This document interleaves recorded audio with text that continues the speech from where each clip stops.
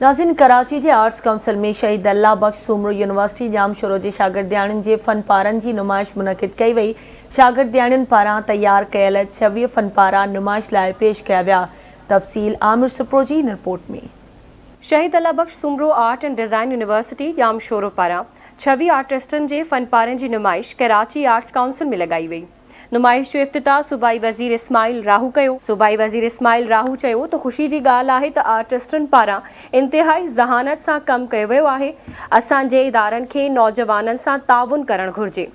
Art में नौजवान वक्त से गॾु दिलचस्पी वठी रहा हैं। आज जो मैंने ग्रेजुएट्स का यहाँ जो काम देखा, सच पूछें कि बिल्कुल ही एक उनके नाज़र नमूने हैं और उनका वो देख के वो यकीनन हम ये कह सकते हैं कि अगर उन्हें आगे और मौक़े मुयस्सर होंगे तो वो ये बच्चियाँ और आगे अपना जो है वो ये फ़न दिखाएंगी और आगे बढ़ेंगे। नुमाइश में शरीक नारियन चयो तो जेकॾहिं हुकूमत असांजी सरपरस्ती करे या इदारा कायम करे तो असां वधीक सुठो कम करे मुल्क जो नालो रोशन करे सघूं था। अब्दुल लतीफ़ जी पोइट्री सां इंस्पायर थी करे मूं पाण स्टोरी लिखी आहे ससी पुनू जी ऐं सीन बाय सीन उनखे मूं क्रिएट कयो आहे ऐं जेको आहे न मूं एनिमेशन ठाही आहे ताकी उहा डिफरेंट प्लेटफॉर्म्स ते अपलोड थी सघे यूट्यूब वग़ैरह ते। ऐं बुक जेको आहे उहो मुंहिंजो गवर्नमेंट लाइ प्रपोज़ल आहे तो जेको ये बुक्स असांजी मतलब एजुकेशन सिस्टम में अचण खपन तो जीअं असांजी जनरेशन के असांजी रूट्स असांजे कल्चरल रूट्स की खबर हुजण खपे। मेरा जो टॉपिक था वो ये था कि क्रिएटिंग वेरिएशंस इन नूरी नस्तालिक। नूरी नस्तालिक उर्दू का डिफ़ॉल्ट फ़ॉन्ट है जिसकी वेरिएशंस मैंने क्रिएट की हैं ताकि मैं डिज़ाइनर्स को फैसिलिटेट कर सकूं कि वो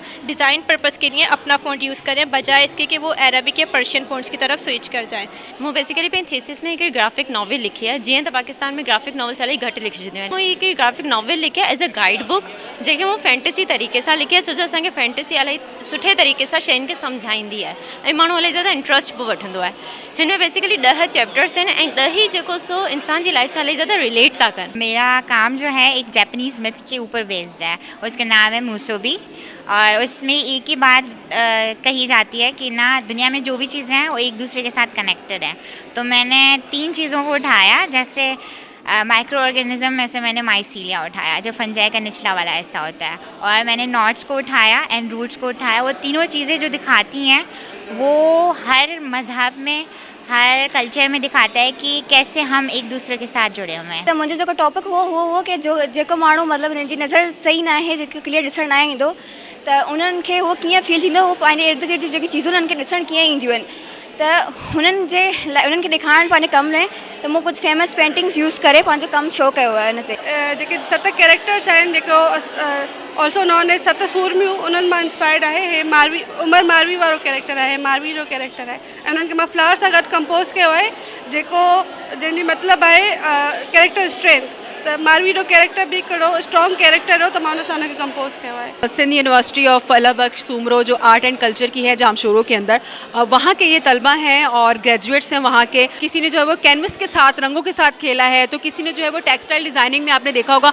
बहुत खूबसूरत जो है वो लिबास तैयार किए हैं जो कि अगर आप देखें तो किसी डिज़ाइनर से कम नहीं है।